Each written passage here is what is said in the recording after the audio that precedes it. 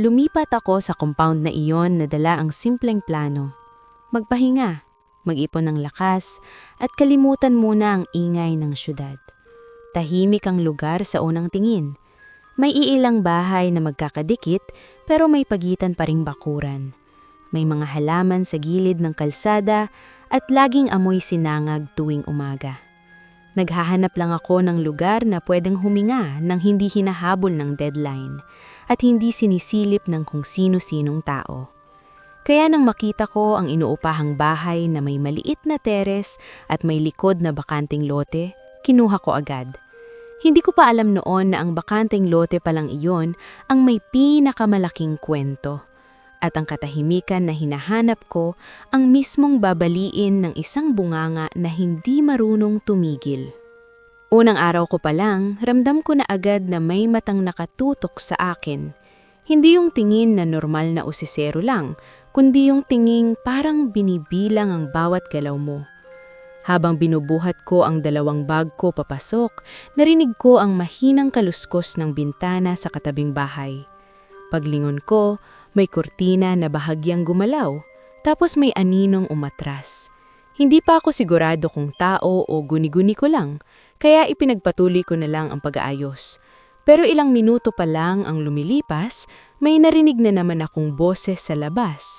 Malakas, mabilis, parang nakikipag-usap kahit mag-isa. Tapos may tumawag, "Ay, bagong lipat ka pala, hiha!" Lumabas ako sa teres at doon ko siya nakita. Si Aling Vicky. Nakatayo siya sa tapat ng bakod na parang matagal na akong hinihintay. Naka-duster na makulay, may hawak na basahan, at yung ngiti niya, hindi mo alam kung pagbati o pang-uusisa. Nagpakilala ako ng maayos. Sinabi kong ako si Mara at nagre-rent lang para makapagtrabaho ng tahimik. Tumanggo siya pero hindi talaga nakikinig kasi kahit nagsasalita ako, gumagala ang mata niya sa loob ng bahay, sa mga gamit ko, sa mga kahon na hindi ko pa nabubuksan. "Ay, mag-isa ka lang. Walang kasama? Wala kang asawa?" Sunod-sunod niyang tanong. Tapos bago pa ako makasagot, nagkomento na siya na para bang alam na niya ang sagot. "Nako, dito pa naman sa amin, tahimik pero maraming nakatingin. Mabuti na yung kilala ka namin agad." Iyon ang unang beses na naramdaman kong may pangungusap siyang nakatago sa likod ng mga salita, na parang kapag nagkamali ako ng sagot, may ibang bersyon ng buhay ko ang ikakalat niya sa buong compound. Pinilit kong ngumiti at sinabing wala naman akong tinatago, gusto ko lang ng payapang araw. Nagbiro pa siya, "Sige, basta wag kang gagabi sa likod ha, may balete roon." Tapos bigla siyang tumawa. Yung tawang may halong kilig na parang may alam na sikreto. Nang mag-isa na ulit ako, saka ko lang tinignan ang likod ng bahay. May maliit na pinto roon na papunta sa bakanting lote, at sa dulo, kita ang matandang puno ng balete. Malaki, malapad ang ugat, parang may sariling anino kahit hapon. May bakas ng lumang PC sa isang sanga at may ilang piraso ng telang kupas na nakasabit na parang iniwan ng panahon. Hindi ako takot sa puno pero may kakaibang bigat sa hangin kapag tinitignan ko siya. Parang may presensya na hindi mo maipaliwanag, hindi naman sumisigaw pero nagbabantay. Naalala ko tuloy ang sinabi ni Aling Vicky, "Huwag gagabi sa likod ha, may balete roon." Kung sino man nagsabi ng babala sa kanya, malinaw na hindi niya iyon ginamit para protektahan ako. Ginamit niya iyon para may maikwento siyang kinabukasan.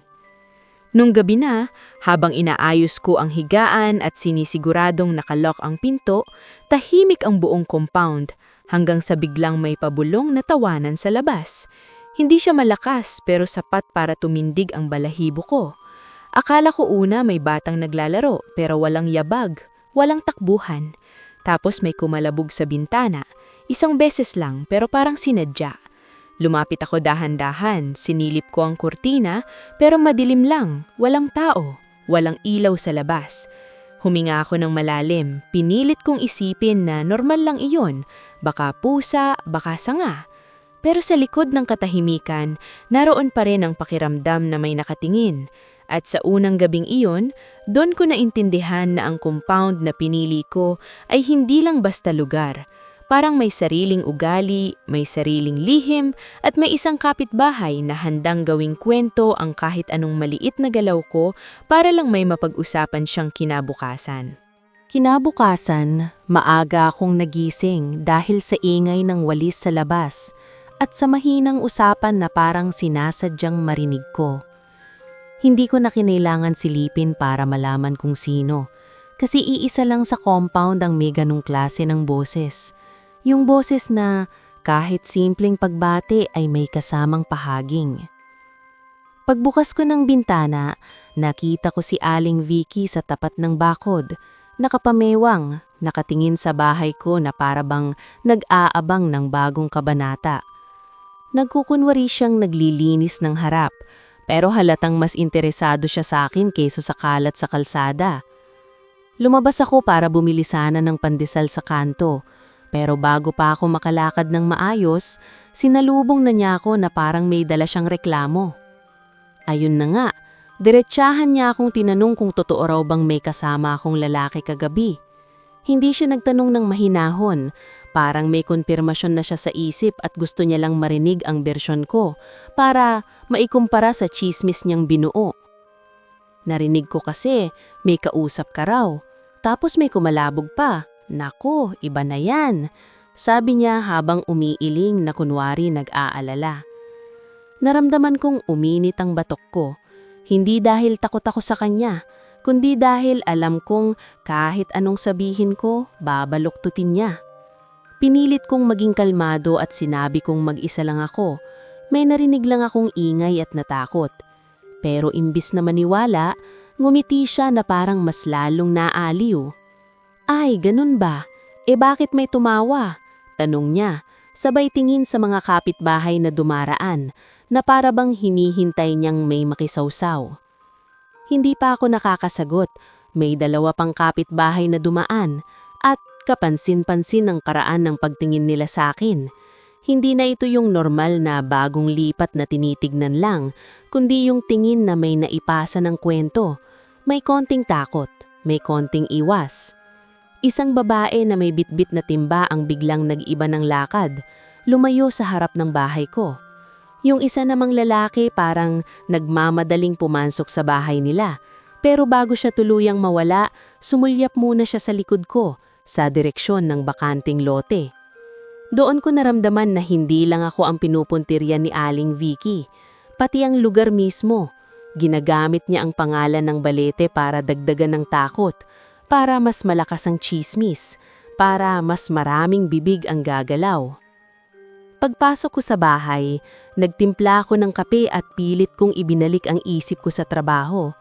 Pero habang nakaupo ako sa mesa, may kakaibang pakiramdam na parabang may hangin na dumadaan sa likod ko kahit sarado ang bintana. Ilang beses akong napalingon sa pinto papunta sa likod, at tuwing titingin ako, tahimik lang. Walang namang gumagalaw, walang tao, pero parang may presensya na hindi umaalis sa hangganan ng bakanteng lote. Bandang tanghali, lumabas ako para itapon ng basura, at doon ko napansin na mas kakaunti ang dumaraan sa harap ng bahay ko. Para bang umiikot sila sa kabilang daan, para bang may inilagay na marka sa bahay ko na hindi ko nakikita pero ramdam ng iba. Pagsapit ng gabi, mas naging maingat ako. Hindi ako lumabas, hindi ako nagbukas ng pinto sa likod, at sinigurado kong nakasara ng maayos ang mga bintana. Pero kahit ganon, habang naghuhugas ako ng pinggan, may napansin akong basa sa sahig na hindi ko naman natapon. Pagyuko ko, tumigil ang paghinga ko saglit. May bakas ng putik, malinaw na yapak ng paa na maliit, pero hindi pang bata. Mahaba ang daliri, parang masyadong mahaba para sa normal na tao, at may bahid ng lupa na amoy basang ugat. Nakasunod-sunod ang mga yapak na mula sa likod na pinto papasok sa kusina, paikot sa mesa, tapos huminto sa may lababo, na para bang may tumayo roon at nanood sa akin. Hindi ako nakasigaw. Ang unang pumasok sa isip ko ay hindi agad engkanto, kundi paano nakapasok ng kung sino man nang hindi ko naririnig ang pinto. Pero nang tignan ko ang doorknob ng likod na pinto, nakita kong tuyo ito. walang bakas ng kamay, walang gasgas. At higit sa lahat, nakasara pa rin ng kandado. Bumalik sa tenga ko ang sinabi ni Aling Vicky nung umaga. Yung tawa raw, yung kumalabog raw. Bigla kong inisip na habang ginagawang kwento ng kapitbahay ko ang bawat tunog sa gabi, may ibang nakikinig, may ibang nabubuhay sa ingay na ginagawa niya. At sa gabing iyon, habang pinupunasan ko ang putik na yapak na parang ayaw matanggal, alam kong nagsisimula pa lang ang totoong problema dahil hindi na ito tungkol sa tsismis lang. May pumapasok na sa bahay ko nang hindi dumadaan sa pinto. Kinabukasan, hindi na ako nakontento sa kaba at hula-hula, kaya lumabas ako ng mas maaga kaysa dati at dumiretso sa kanto, doon sa maliit na tindahan na laging may nakasabit na mga sachet at may lumang upuan sa tabi. Doon ko unang nakita ng malinaw si Nanay Ising, yung tindera na sinasabi nilang matagal na raw sa lugar at alam ang kasaysayan ng bawat bahay. Nakaupo siya sa likod ng tindahan, nagbabalot ng bigas sa papel. Mabagal ang galaw, pero matalim ang tingin. Nang pansin niyang ako ang papalapit, hindi siya nagulat. Parang inaasahan niya na darating ako. Bago pa ako makapagsalita, tinanong niya agad kung nakatulog ba ako ng maayos. Hindi niya sinabi kung bakit, pero ramdam ko na may alam siyang hindi ko pa nasasabi. Huminga ako ng malalim at sinabi kong may mga nangyayaring hindi normal, na may kumakalat na tsismis at may mga bakas sa bahay ko na hindi ko maipaliwanag. Hindi ako nagdetalye ng sobra, pero sapat para makita kong nag-iba ang mukha niya. Hindi siya natakot, hindi siya nagulat, kundi parang may bigat na bumalik sa alaala niya. "Huwag kang magpapanik, Hiha," sabi niya, sabay abot ng basong tubig. Mas lumalapit yan kapag mas maingay ang paligid, kapag mas maraming bibig. Napatingin ako sa kanya at doon ko naintindihan ang ibig niyang sabihin. Parang sinasabi niya na ang tsismis ay hindi lang kwento, kundi parang pang-akit. Tinanong ko siya tungkol sa balete sa likod ng bahay at kung totoo bang bawal lapitan. Umiling siya, hindi sa pagtanggi, kundi sa paraan na parang pinipili niyang salita. Hindi bawal, pero hindi rin basta-basta. May hangganan ng mga tao at may hangganan ng hindi tao. Ang problema, may mga taong gustong sirain ang hangganan para lang may mapaglaruan. Napasulyap siya sa kalsada, sa direksyon ng mga bahay sa compound, at parang may pangalan siyang hindi binabanggit, pero alam ko na. Sinabi niya na may mga pagkakataon daw na ang mga bagong lipit ang unang napapansin, hindi dahil espesyal, kundi dahil sariwa pa ang takot, sariwa pa ang usisa. At dito, Hiha, kapag may isang taong mahilig magkalat ng kwento, mas mabilis gumapang ang kung anumang nakikinig. Habang nakikinig ako, may batang biglang sumulpot sa gilid ng tindahan. Payat, maputi, at ang suot ay parang luma na hindi mo malaman kung anong panahon. Hindi siya yung typical na batang marumi ang tuhod at maingay. Tahimik siya at yung mata niya parang may alam na mas matanda pa sa kanya. Lumapit siya sa akin at hindi man lang tumingin kay Nanay Ising na para bang ako lang ang nakikita niya. Bumulong siya ng sobrang hina pero malinaw. "Huwag mong pansinin ang babaeng maraming tanong kasi siya ang paboritong laruan." Napatigil ako. Bago ako makapagtanong kung sino siya o anong ibig niyang sabihin, tumalikod na siya at naglakad palayo sa gilid ng tindahan, parang dumulas lang sa hangin. Sinundan ko siya ng tingin pero pagdating niya sa may puno ng bayabas sa tabi, parang naglaho. Walang tunog, walang yabag na papalayo, parang hindi talaga siya dumaan. Nang bumalik ang tingin ko kay Nanay Ising, nakatingin na siya sa palad ko. Doon ko napansing may hawak na pala akong dahon. Makintab, malamig kahit tirik ang araw, at kakaibang hugis, parang hindi galing sa mga punong kilala ko.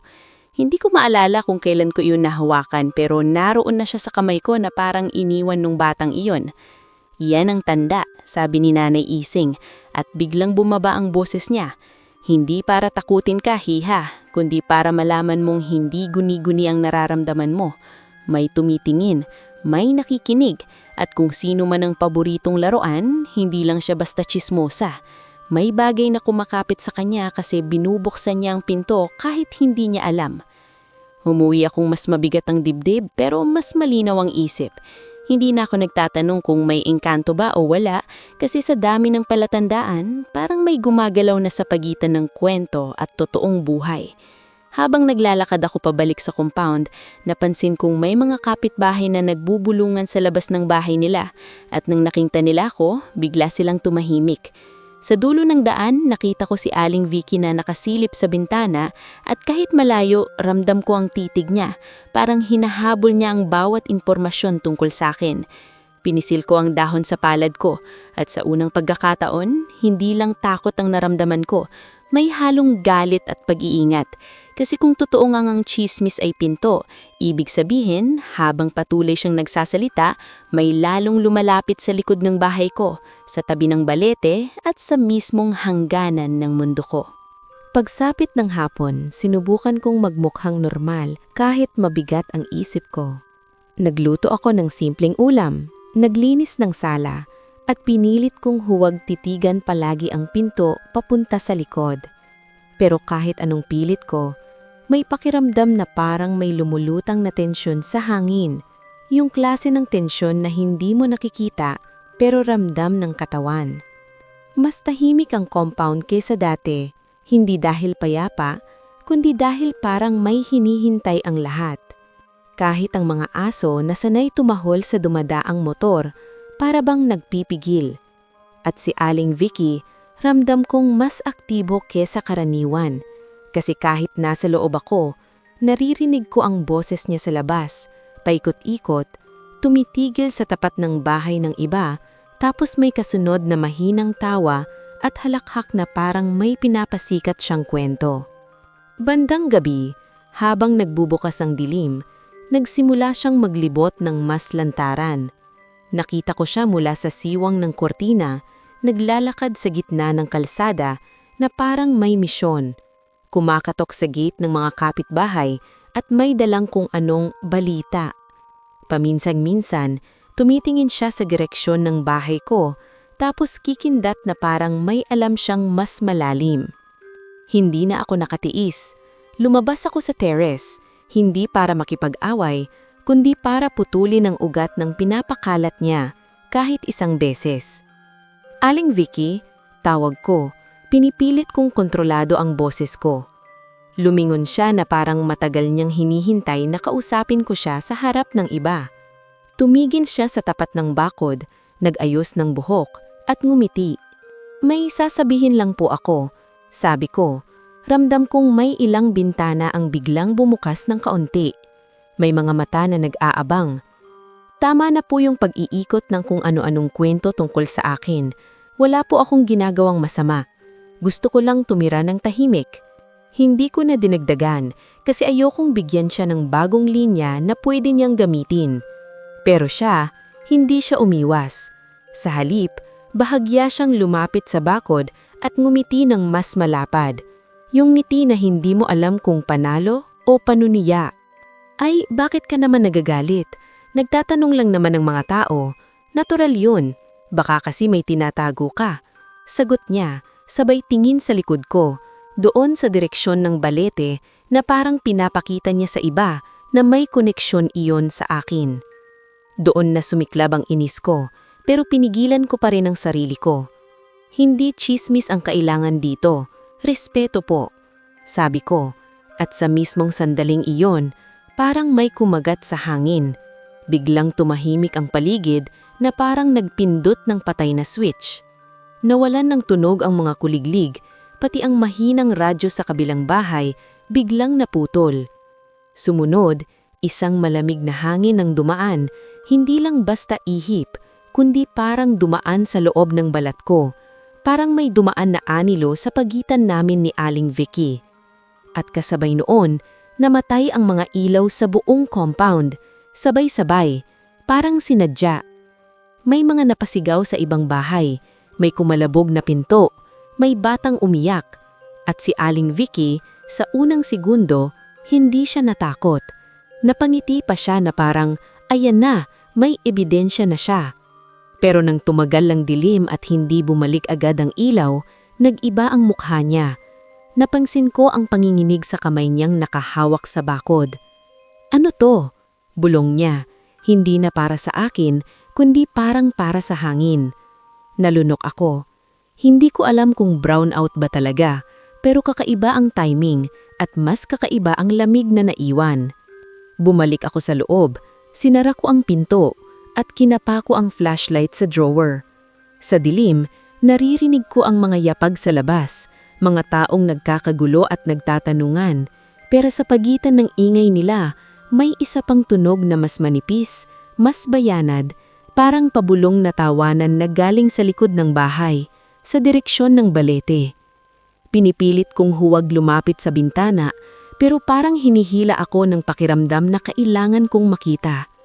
Pagtingin ko sa salamin sa sala, napansin kong parang mas madilim ang refleksyon kesa sa dapat, na parang may anilo na dumaan sa likod ko kahit walang tao. Nahapigit ko ang hawak sa flashlight. Naramdaman ko ang pagsaway ko sa Aling Vicky ay hindi lang pagsagot sa tsismis. Parang may nabangga akong hangganan na matagal nang nakatayo, at sa isang maling salita, nabuksan ang pinto na sinasabi ni Nanay Ising. At ngayon sa dilim na iyon, hindi ko na alam kung sino ang nakikinig sa amin at anong gusto nilang marinig pa. Hindi agad bumalik ang ilaw. Sa loob ng bahay, ang liwanag lang ay galing sa flashlight na hawak ko at sa maliit na sinag ng buwan na sumisilip sa pagitan ng mga kortina. Naririnig ko pa rin sa labas ang kaluskos ng mga taong nagkakagulo. May nagtatanong kung may transformer daw bang sumabog, may nagmumura, may umiiyak na bata. Pero unti-unti ring humina ang ingay. Hindi dahil naayos, kundi dahil parang may kaba na tumabon sa lahat. Parang may ayaw silang banggitin ng malakas.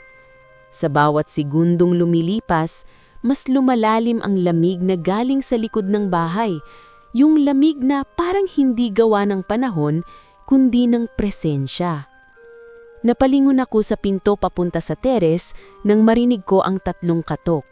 Hindi siya katok na nagmamadali o humihingi ng tulong, kundi katok na mabagal at sigurado na parang kilala niya ang bahay at alam niyang pagbubuksan ko. Tumigil ang kamay ko sa ere at sandaling naisip ko na baka isa sa mga kapitbahay ang naghanap ng flashlight o kandila, pero may kakaibang bigat sa tunog, parang may kasamang utos. Lumapit ako ng dahan-dahan, hinigpitan ang hawak sa flashlight at sumilip sa maliit na siwang ng bintana sa tabi ng pinto. May taong nakatayo roon, tahimik, hindi kumikilos. Binuksan ko ang pinto ng kaunti, sapat lang para lumabas ang sinag ng flashlight. Isang lalaki ang nasa harap ko, mga nasa late 20s o early 30s siguro. Simple ang suot na parang panggabi lang, pero malinis at maayos. Ang pinakakakaiba, ang mata niya. Sa dilim, masyadong malinaw ang tingin niya. Parang hindi siya naiilawan pero nakikita niya ang lahat. Hindi siya ngumiti agad.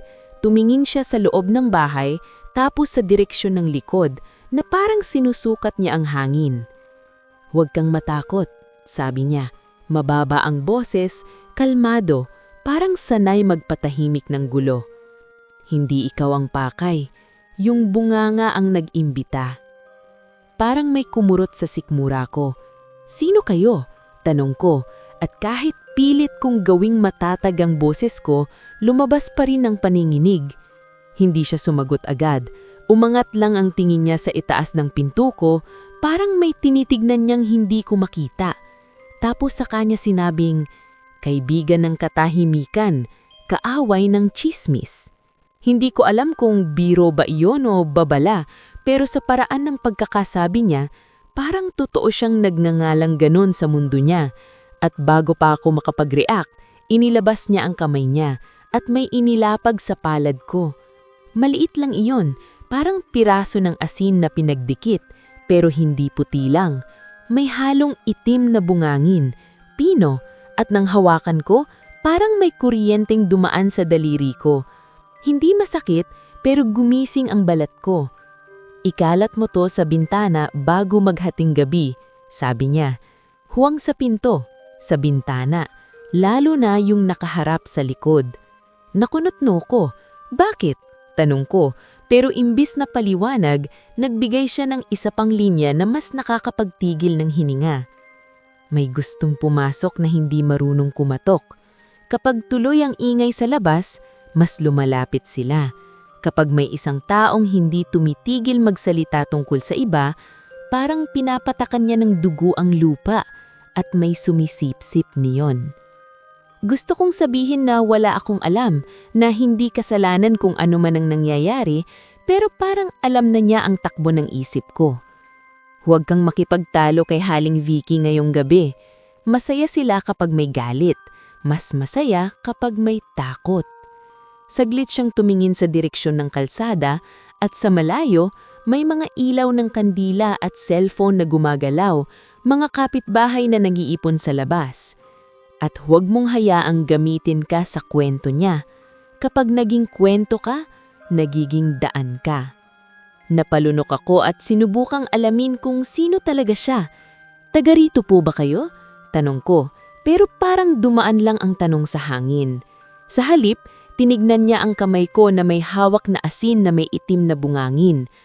Kapag narinig mo ang tawanan na parang hangin, huwag kang sasagot.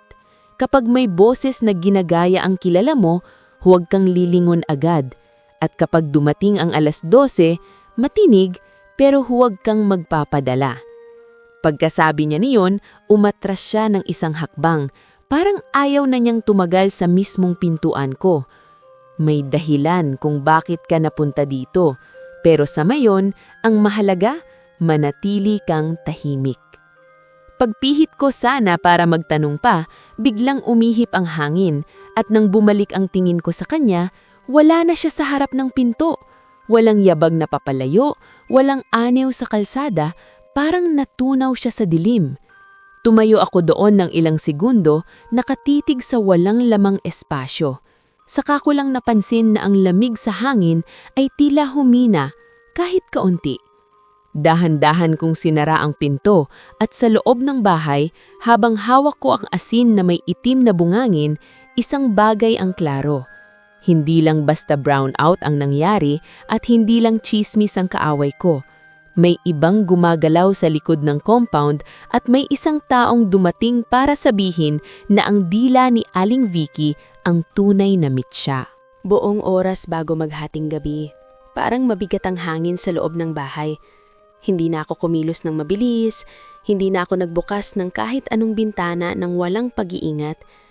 Tahimik akong naghanap ng maliit na platito. Doon ko inilagay ang asin na may halong itim na buhangin. Tapos umupo ako sa gilid ng kama na parang may hinihintay na bagyo. Sa labas, naririnig ko pa rin ang mahinang bulungan ng mga kapitbahay, pero hindi na kagaya kanina. Parang tumahimik ang lahat, hindi dahil ayos na, kundi dahil may takot na hindi maipaliwanag. Maya-maya, bumalik ang ilaw sa ilang bahay, isa-isa. Pero sa amin, sa parte ko at sa 2 bahay sa tabi, nanatiling patay ang linya, na parang may sinadyang hati ang dilim. Nang malapit na mag-11:30, lumapit ako sa mga bintana gaya ng bilin, hindi sa pinto. Ang una kong nilagyan ay yung bintanang nakaharap sa likod, kung saan ang anino ng balete ay parang umaabot hanggang sa pader ko. Kumuha ko ng kaunting asin at ikinalat ko sa sil, dahan-dahan, parang nagguguhit ng hangganan. Hindi ko alam kung totoo ang ganitong bagay, pero nung dumampi ang butil sa kahoy, may kakaibang tunog, parang sumisit na napakahina, na parang may bagay na umatras. Tinapos ko ang paligid ng bintana at saka ko nilagyan ang 2 pang bintana sa sala. Hindi ko nilagyan ng pinto gaya ng bilin, kahit iyon ang unang instinct ko, kasi pakiramdam ko kapag nilagyan ko, parang inaamin kong may papasok sa mismong harap, at hindi ko gustong bigyan ng direksyon ang kung ano man iyon. Pagdating ng 12:00, hindi ko na kailangang tumingin sa oras. Ramdam ko agad ang pagbabago. Biglang bumigat ang katahimikan at yung hangin sa loob ng bahay parang humina ang paggalaw. Parang tumigil ang mundo sa 1 segundo. Tapos, mula sa direksyon ng likod, may narinig akong mahinang halakhak. Hindi ito tulad ng narinig ko noon na parang dumaan lang. Mas malinaw ito, mas malapit, at may kasama pang boses na parang babae na nagkukunwaring kilala ko. Ang tono, kaparehong-kapareho ng paraan ni Aling Vicky tumawa kapag may bagong chismis. Pero mas matinis, mas masaya, parang nanunukso. Napatayo ako, pero hindi ako lumapit sa pinto. Naalala ko ang bilin. huwag sasagot, huwag magpapadala. Kaya tumayo lang ako sa gitna ng sala, hinigpitan ng hawak ko sa flashlight at pinilit kong kontrolin ang paghinga ko. Tumunog ulit ang boses sa labas. Ngayon naman parang nagsasalita pero hindi buo ang pangungusap. Parang pira-pirasong salita lang na lumulutang. Narinig ko ang pangalan ko, tapos may marahang, "Mara," na parang tinatawag ng kapitbahay na kunwaring nag-aalala. Pero sa ilalim ng tunog, may kasamang alingaw-ngaw na hindi tao. Parang dalawang boses ang nagsasabay, isa pamilyar, isa malamig. Dumaan ng isang anino sa harap ng bintana, mabilis, at sa liwanag ng buwan, nakita ko ang hugis, maliit ang katawan, mahaba ang buhok, at parang hindi tumatapak ng buo sa lupa. May naiwan pang amoy na basang lupa at ugat na bagong hukay. Napaatras ako, at sa mismong sandaling iyon, may kumalabog sa bintana. Hindi katok, kundi parang may sumuksob na palad sa salamin. Pero hindi nabuksan. Sa halip, parang may bagay na dumulas sa gilid ng bintana at umikot, hinahanap kung saan may puwang. At doon ko nakita ang epekto ng asin. Sa bawat paglapit ng anino sa sil, parang napapahinto siya, parang napapaso, tapos may mahinang singhap na hindi ko alam kung galit o sakit. Hindi ko pa ring magawang gumalaw. Nanginginig ang tuhod ko pero pinipilit kong manatiling nakatayo. Sa salamin sa tapat ko, yung salamin sa sala na ginagamit ko pag nag-aayos, bigling nag-iba ang refleksyon. Kita ko ang sarili kong mukha, maputla, pawisan, dilat ang mata. Pero sa likod ko, may dalawang matang kumikislap na hindi akin, nakalutang lang sa dilim na parang walang katawan. Hindi ako lumingon. Hindi ko alam paano ko ginawang hindi lumingon pero parang may humawak sa batok ko, hindi pisikal, kundi parang may nagbabantay sa isip ko na huwag akong magkamali. Nakapako lang ang mata ko sa salamin. Ang mga matang iyon, kumurap ng mabagal, tapos unti-unting nawala, na parang tinanga ng hangin. Kasunod noon ay may narinig akong mahinang tawa na palapayo at yung lamig na gumapang kanina sa sahig, dahan-dahang umatras. Nang lumipas ang ilang minuto, saka ko lang napansin na bumalik ang tunog ng kulikid sa labas, parang may nagbalik ng normal na mundo. Humina ang amoy ng basang lupa at ang hangin sa loob ng bahay bumalik sa karaniwan. Umupo ako sa sahig na parang nawalan ng lakas, hiningal, pawis na pawis, at habang nakatingin ako sa mga bintana na may asin, alam kong totoo ang sinabi ng lalaking iyon. May gustong pumasok na hindi marunong kumatok. At ngayong gabi, napatunayan ko rin na may hangganang pwedeng iguhit. Ang tanong na lang, hanggang kailan ko kayang panatilihin ng hangganang iyon kung patuloy na nagsasalita si Aling Vicky at patuloy na may nakikinig sa bawat salitang binibitawan niya. Pagkatapos ng gabing iyon, hindi ako agad nakatulog. Nang sumikat ang araw, pakiramdam ko parang hindi pa rin ako buo. Parang may bahagi ng gabi na naiwan sa loob ng bahay kahit lumiwanag na. Binuksan ko ang pinto ng terrace para pumasok ang hangin pero hindi ko binuksan ng pinto papunta sa likod. Nanatili akong maingat at habang nagtitimpla ako ng kape, nakinig ako sa tunog sa labas, sa galaw ng mga tao. Doon ko narinig ang unang sigawan. Hindi ito sigawan ng bata o away mag-asawa, kundi sigawan na may halong gulat at sumbong. Parang may nangyaring kakaiba at kailangan nilang ibalita agad. Lumabas ako sa harap at nakita ko ang ilang kapitbahay na nakatayo sa gitna ng kalsada, nagkumpulan sa tapat ng bahay ni Aling Vicky. May mga nakapamaywang, may nakatakip ng bibig, at may ilan na nagbubulungan na parang natatakot na bigkasin ng malakas ang dahilan. Sa gitna nila, si Aling Vicky mismo ang nakaupo sa bangkito, nakasandal sa pader. Hawak ang lalamunan niya na parang nasusunog. Pulang mata niya at halatang puyat at tuwing susubukan niyang magsalita, wala halos lumalabas na tunog, parang hangin lang na pilit hinuhugot. May isang babae na kapitbahay ang nagsabing bigla raw siyang namamaos paggising niya, na parang may humila ng boses niya palabas. May isa pang lalaki ang nagbibiro sana na baka sumigaw siya kagabi. Pero hindi siya tumuloy kasi nang makita niya ang itsura ni Aling Vicky, parang hindi na nakakatawa. Hindi ko alam kung anong mararamdaman ko. May bahagi sa akin na gustong sabihin, Yan ang epekto ng walang tigil na tsismis. Pero may mas malaki akong naramdaman, yung takot na baka mas lumala ito at ako ang ituro nilang dahilan. Hindi nagtagal, nang mapansin ni Aling Vicky na naroon ako sa dulo, biglang tumigas ang tingin niya. Tumayo siya ng nanginginig ang tuhod, lumapit sa bakod nila, at kahit paos, pinilit niyang lumabas ang salita. Siya! Bulong niya na halos hindi marinig, pero malinaw sa galaw ng labi niya. Itinuro niya ako at yung daliri niya nanginginig sa galit at hiya. May ilang kapitbahay ang napatingin sa akin, nag-iba ang mukha, parang naghahanap ng sagot kung sino ang dapat sisihin. Lumapit ang isang lalaki, kilala ko lang sa mukha, at tinanong ako kung may alam ba ako. Hindi ako sumagot agad. Paano ko ipapaliwanag ang nangyari nang hindi ako magmukhang baliw o mangkukulam sa paningin nila? Kaya ang sinabi ko lang, wala po akong ginawa, hindi ko po alam. Pero si Aling Vicky, mas lalong uminit ang mata niya. Pinilit niyang humuning, parang gustong isigaw ang kung anumang kwento, pero hindi na siya kayang suportahan ng sarili niyang lalamunan. Sa halip, inilabas niya ang maliit na notebook sa bulsa ng duster niya, at doon nagsimulang magsulat ng mabilis, galit ang kamay. Pagkatapos, itinaas niya ang papel na parang ebidensya. Kita ko ang ilang salita pero hindi ko binasa ng buo. Sapat nang makita ko ang direksyon ng kwento niya, nilalagyan niya ako ng marka. Sa gitna ng tensyon, biglang sumingit si Nanay Ising. Hindi ko alam kung paano siya nakarating agad, pero naroon siya, may payong kahit maaraw, at ang lakad niya, mabagal pero sigurado. Tumayo siya sa harap ng kumpulan at tinignan si Aling Vicky na parang matagal na niyang gustong pagsabihan. Huwag kayong magtuturo kung hindi ninyo alam ang pinagmulan, sabi ni Nanay Ising, lumakas pero kalmado. Hindi kulam yan, babalayan kapag mali ang nilalaro. Napatahimik ang ilang tao, may ilan na napakunot ang noo, may ilan na napalunok.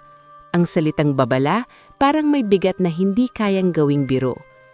Gusto sanang sumagot si Aling Vicky pero wala siyang boses. Umiling na lang siya at sumulat ulit, mas madiin. Tapos pinakita sa mga tao na parang nanunumpa.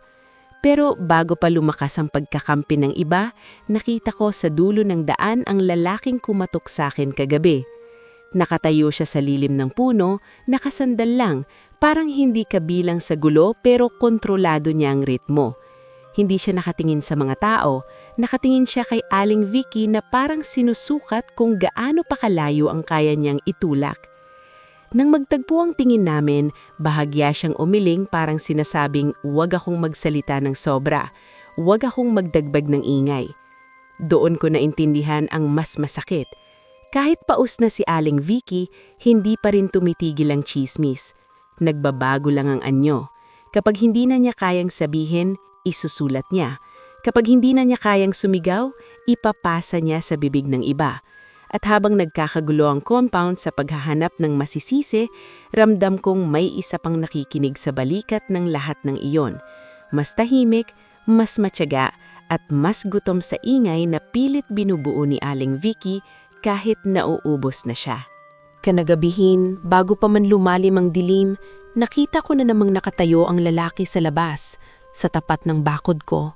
Hindi kumakatok, hindi nagpaparamdam ng malakas. Parang hinihintay lang na mapansin ko siya.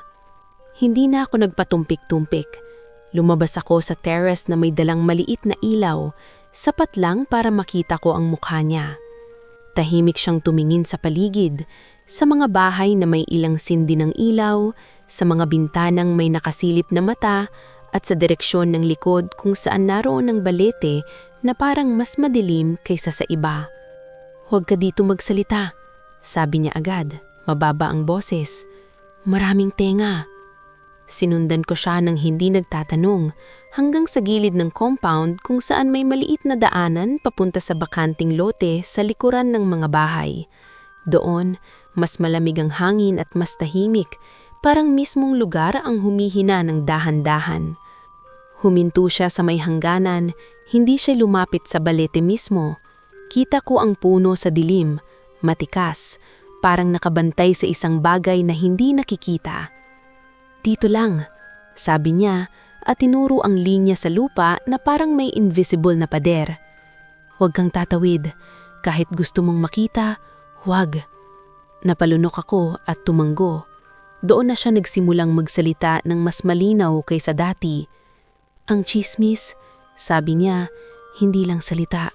Parang usok yan. Kapag kumalat, pumapasok sa bitak. Kapag umikot sa iisang tao, nagiging tali. At yung tali, hinahatak nila. Tinanong ko kung sino ang nila. Hindi siya tumingin sa akin, tumingin siya sa balete na parang nakikipag-usap sa hangin. May mga nilalang na hindi mo kailangang makita para maramdaman. Hindi lahat masama, pero lahat gutom sa atensyon ng tao. Sa takot, sa galit, sa usisa, ang taong mahilig magkalat parang nagbubukas ng bintana kahit gabi. Kaya siya ang paborito. Naalala ko ang bulong ng batang hindi ko may paliwanag at biglang tumayo ang balahibo ko. Si Aling Vicky? Sabi ko, hindi na tanong kundi kumpirmasyon. Tumanggo siya. Matagal na siyang ganyan, pero nitong mga huling taon, may lumakas kasi may lumang kasalanan na hindi sinasabi at yung kasalanan na yon ginawang pader ng tsismis. Naupo ako sa isang bato, nanginginig ang kamay ko. Hindi dahil malamig lang, kundi dahil may bigat ang salitang kasalanan. Bakit ako? Tanong ko. Bakit ako ang nadamay? Lumingon siya sa akin sa wakas. Hindi ka espesyal. Sagot niya, diretso. Bagong lipit ka. Malinis pa ang pangalan mo. Kaya madaling sulatan ng kwento. Kapag sumama ang tingin ng tao sa'yo, mas lalakas ang takot. At kapag mas malakas ang takot, mas madaling nilang lapitan ang hangganan. Parang may kumalabog sa dibdib ko. Naisip ko bigla ang mga kapitbahay na umiwas, ang mga matang sumulyap sa akin na parang may sumpa akong dala. Kung totoo ang sinasabi niya, ang pag-iwas nila ay hindi lang social na reaksyon, bahagi iyon ng mas malaking pag-ikot. Tinuro niya ang lupa at doon ko napansin ang mga tuyong dahon na nakahiga sa hugis na parang may umikot na paa na hindi mabigat pero malinaw ang marka. Nakikita mo? Tanong niya. Hindi sila lumalapit sa taong tahimik. Lumalapit sila sa taong pinag-uusapan kasi doon sila may kapit. Napatingin ako sa balete at sa dilim, parang mas lumalim ang anino nito na parang nakikinig nga. May bahay diyan. Sabi niya, hindi nakikita ng mata pero nararamdaman ng taong maraming iniisip. Kapag gabi, mas malapit. Kapag may usapan, mas bukas. Gusto kong tumakbo pabalik sa bahay pero hindi ko magawa. Parang kailangan kong marinig lahat para hindi ako tuluyang lamunin ng takot na hindi ko maintindihan.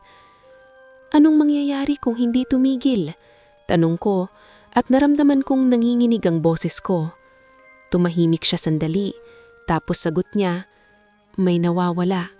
Hindi niya sinabing mamamatay, hindi niya sinabing kukunin, pero ang paraan ng pagkakasabi niya mas nakakatakot. Una, boses, kasi dila ang gamit.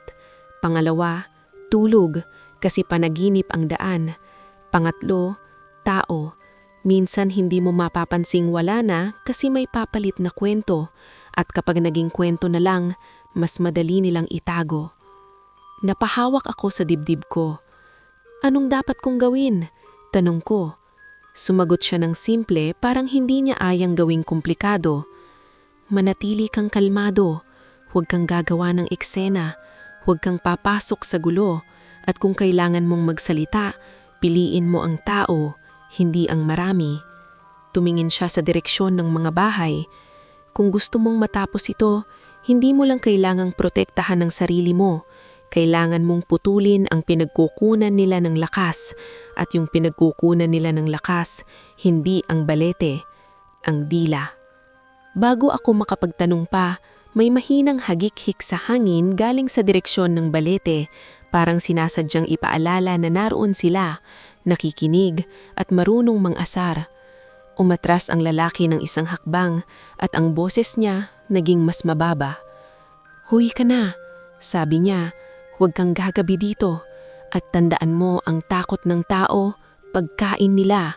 Kung magpapanik ka, binibigyan mo sila ng hapunan. Tumanggo ako, tumayo, at habang pabalik ako sa bahay, mas malinaw sa akin ang panganib.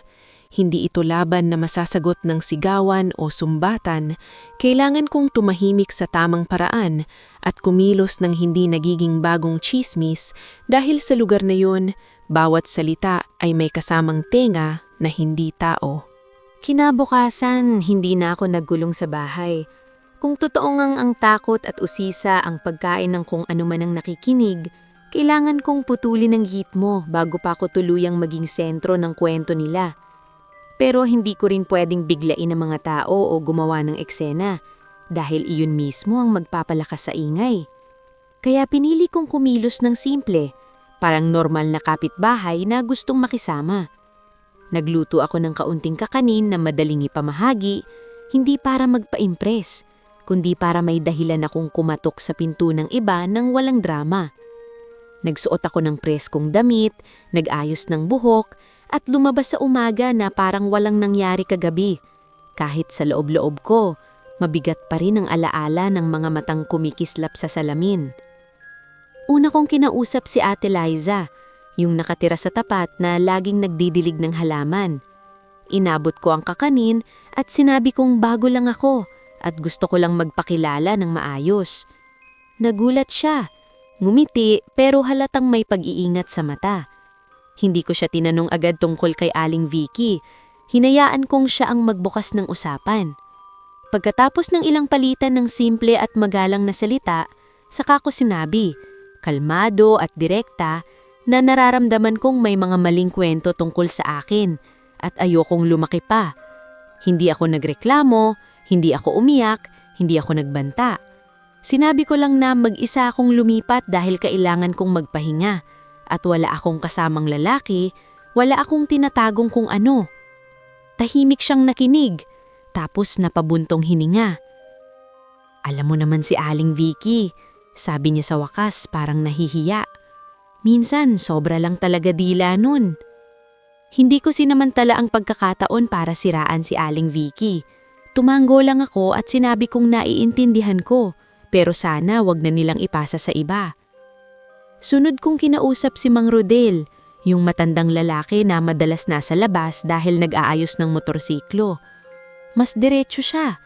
Sinabi niyang hindi naman siya naniniwala sa lahat ng chismis, pero nag-aalala raw dahil may mga nangyaring kakaiba sa compound noon pa.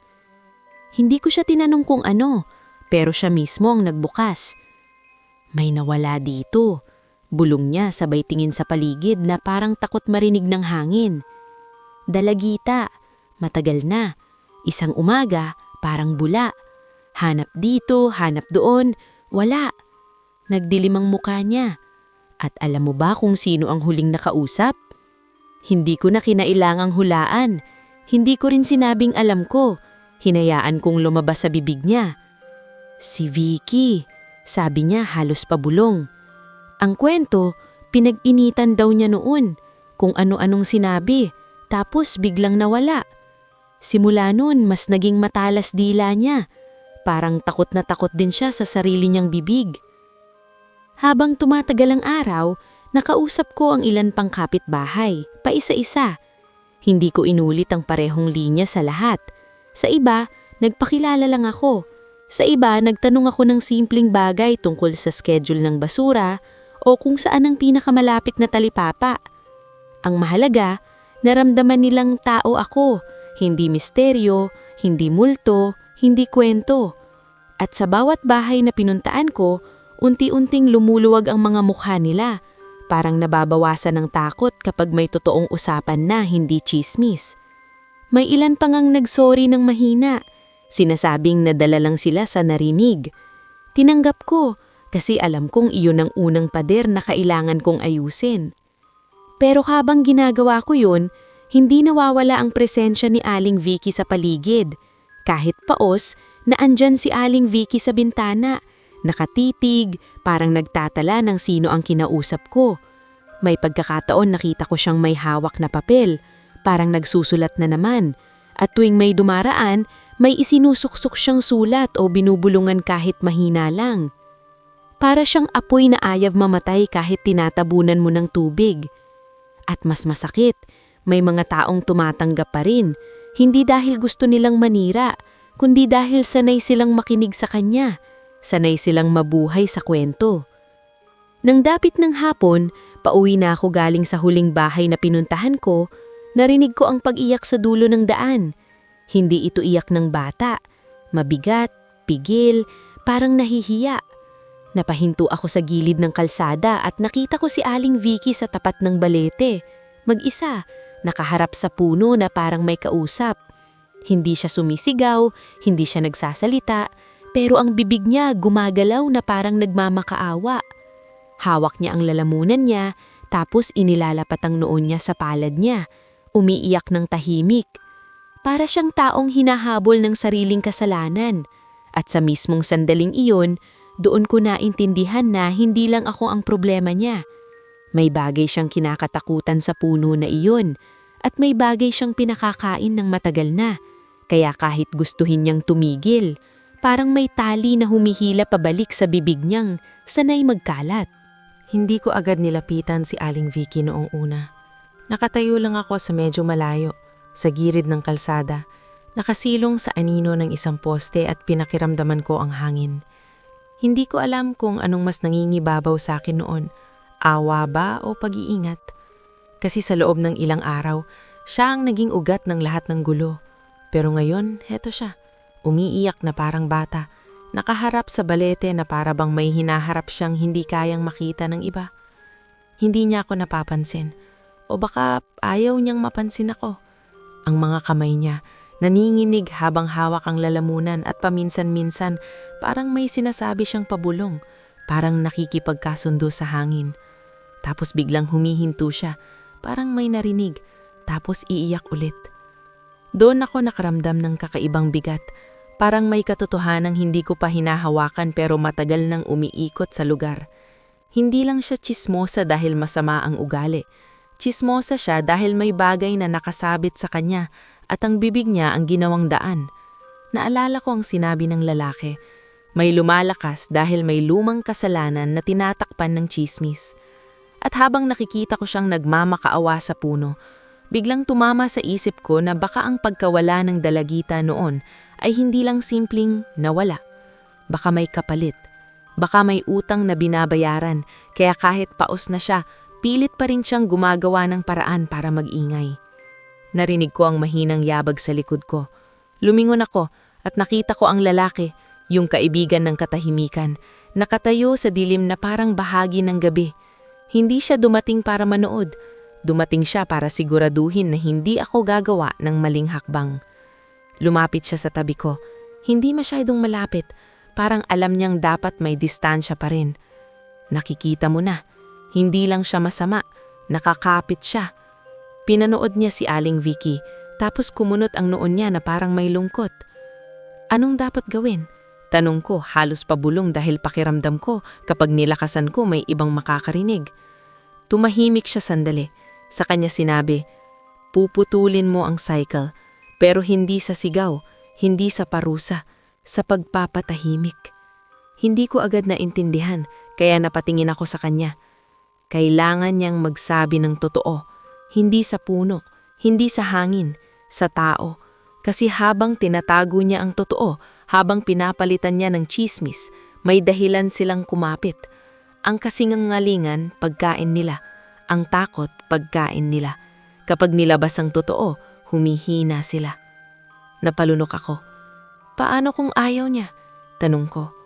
Dahan-dahan siyang huminga, tapos sinagot niya ng simple, kaya ka nandito.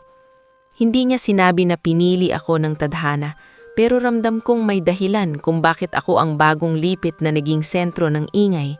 Baka dahil hindi ako lumaki sa lugar na iyon kaya hindi ako kasing takot nila.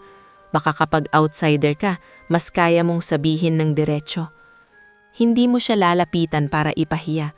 Lalapitan mo siya para ipaalala kung ano ang nawala sa kanya noong nagsimula siya. Biglang sumikip ang dibdib ko. Ang nawala sa kanya. Boses, tiwala, katahimikan, o baka konsyensya. Humakbang ako palapit, dahan-dahan, Hindi pa rin tumatawid sa mismong hangganan na parang kinikilala ng katawan ko kahit hindi ko nakikita. Tumigil ako sa distansyang sapat para marinig ako ni Aling Vicky kung magsasalita ako, pero hindi ako sumigaw. Aling Vicky, tawag ko, kalmado, hindi masakit. Napalingon siya, nagulat at agad niyang pinunas ang mukha niya pero hindi niya maitago ang takot sa mata. Hindi na siya sumulat, hindi rin siya makapagsalita ng maayos. Ang ginawa niya umiling at umatras, parang ayaw niyang marinig ang pangalan niya mula sa akin sa harap ng balete. Hindi ako nandito para awayin ka. Nandito ako kasi nakita ko na natatakot ka. Nanigas siya. Tumandag siya ng bahagya, parang hindi ayaw umamin pero wala nang lakas magpanggap.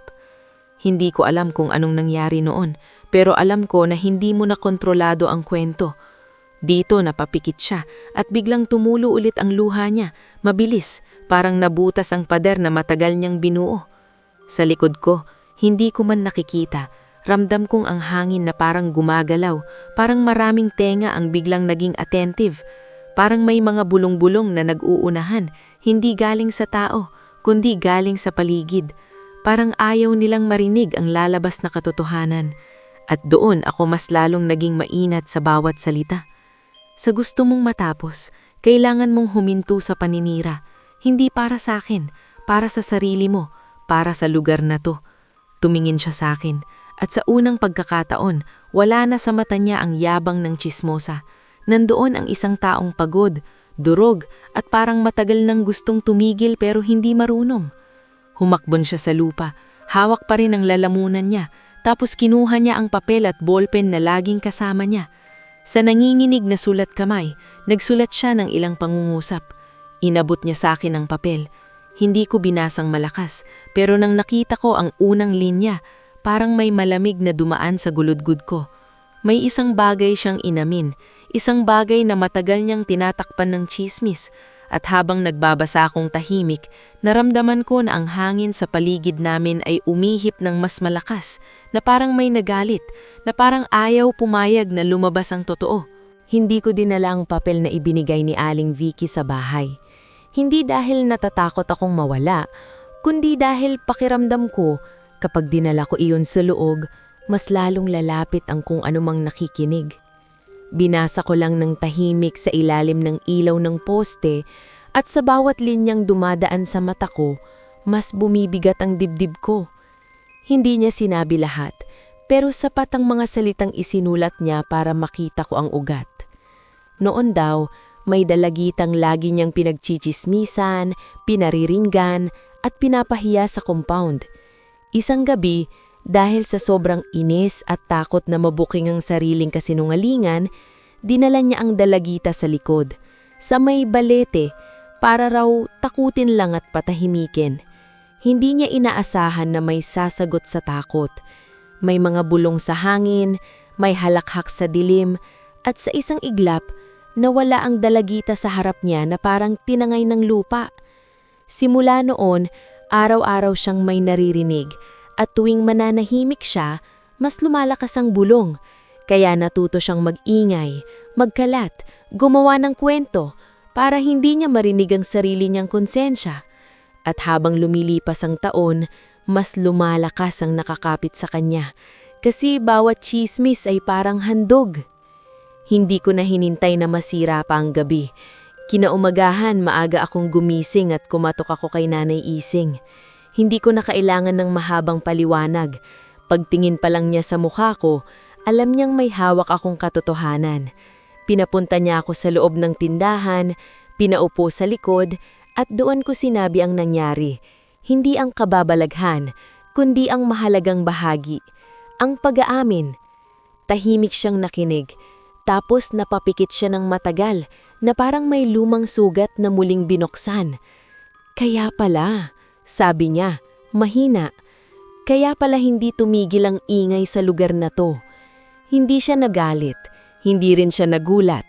Parang matagal na niyang alam pero walang gustong magsalita noon dahil takot silang maging kasunod na mawala.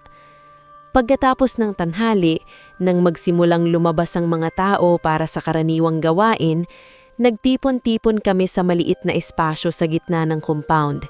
Hindi ito meeting na may sigawan. Pinili ni Nanay Ising na gawing simple, parang usapang kapitbahay lang, pero seryoso ang mata niya. Nandoon si Mang Rodel, si Ate Lisa, ilang babae at lalaki na halatang nagdadalawang isip, at si Aling Vicky na nanginginig hawak ang papel at ballpen, pero ngayon pinilit niyang tumayo sa harap. Paos pa rin siya, pero may kaunting tunog na lumalabas, parang ipinipilit ng katawan niyang ibalik ang nawala kahit hindi buo. Sa unang minuto walang lumalabas sa bibig niya, nanginginig lang ang labi niya at tumutulo ang luha. Nakayuko siya, parang hindi kayang salubungin ang tingin ng mga tao. Tapos, dahan-dahan siyang nagsimulang magsalita, putol-putol, paos, pero malinaw ang laman. Inamin niya ang mga kasinungalingan na matagal niyang ikinabit sa mga tao. Inamin niyang may mga kwentong sinimulan siya para pagtakpan ng sarili niyang takot. At sa gitna ng pag-aamin, binanggit niya ang pagkawala ng dalagita, hindi sa detalyeng panghihilakbot, kundi sa pinakamahalagang katotohanan, na siya ang huling kasama at hindi niya pinigilan ang sarili niyang kasamaan noon. Habang nagsasalita si Aling Vicky, may ilang napaupo sa lupa, may isang babae ang napahawak sa dibdib, at si Mang Rodel napapikit na parang may biglang bumagsak na bigat sa puso niya. Hindi instant ang pagkapatawad. May sumigaw na bakit ngayon lang, may umiiyak na parang naalala ang kapatid o pinsan na nawala, at may mga salitang masakit na lumabas. Pero hindi na ito chismis. Totoong emosyon ito, totoong sugat. At sa gitna ng halo-halong reaksyon, napansin ko ang hangin. Hindi ko maipaliwanag pero gumaan. Parang may naalis na takip. Dati, sa tuwing may magbubulungan sa compound, may kasamang lamig sa batok. Ngayon, habang nagsasalita si Aling Vicky ng totoo, unti-unting bumalik ang karaniwang tanog ng hapon. Mga kuligrig, mga ibon, mga pinggan na nagkakalinsing sa kusina. Parang ang paligid mismo huminga. Si Nanay Ising ang unang lumapit kay Aling Vicky matapos ang pag-aamin. Hindi para yakapin agad, kundi para hawakan ang balikat niya. Matatag. Hindi ka maliligtas ng pagdadahilan, pero may simula ang pagbabago. At ang simula, ang katotohanan. Napatakip ang mukha ni Aling Vicky. Humihikbi. At doon ko napansin, sa unang pagkakataon mula nung lumipat ako, walang nakatinging mata sa likod ng mga bintana ko. Wala yung pakiramdam na may sumisilip mula sa dilim. Wala yung amoy ng basang lupa. Parang umatras ang kung anumang nakikinig kasi nawalan sila ng pagkain. Hindi man tuluyang gumaling ang compound sa isang araw, pero nagsimula ang katahimikan na hinahanap ko. Kinagabihan nakatulog ako nang hindi kinakapa ang flashlight bawat minuto. Wala ring yabag sa bubong, walang halakhak sa labas, walang aninong dumaraan sa bintana. Pagkalipas ng ilang araw, unti-unting naging normal ang pagdaan ng mga tao sa harap ng bahay ko at ang mga ngiti dating may halong pag-iingat, naging totoo. Hindi naging kaibigan ko agad ang lahat, pero hindi na rin ako naging target. Bago ako tuluyang lumipat papalapit sa bayan, dumaan ako sa likod isang umaga, na maliwanag, hindi para hamunin ng balete, kundi para magpaalam sa sarili kong takot. Sa gilid ng lote, malayo sa puno, nakita ko ang lalaki, nakatayo sa lilim, kalmado kaya ng dati. Hindi siya lumapit, ngumiti lang siya, parang kontento. Kapag tahimik ang bibig, humihina ang dilim. Pagkurap ko, wala na siya. At sa huling araw ko sa compound, habang naglalakad akong palabas dala ang bag ko, alam kong ang aral ng lahat ng ito ay hindi lang tungkol sa engkanto. Tungkol ito sa salita, kung paano ito kayang buksan ng pinto at kung paano rin itong kayang magsara kapag pinili mong magsabi ng totoo at tumahimik sa tamang paraan.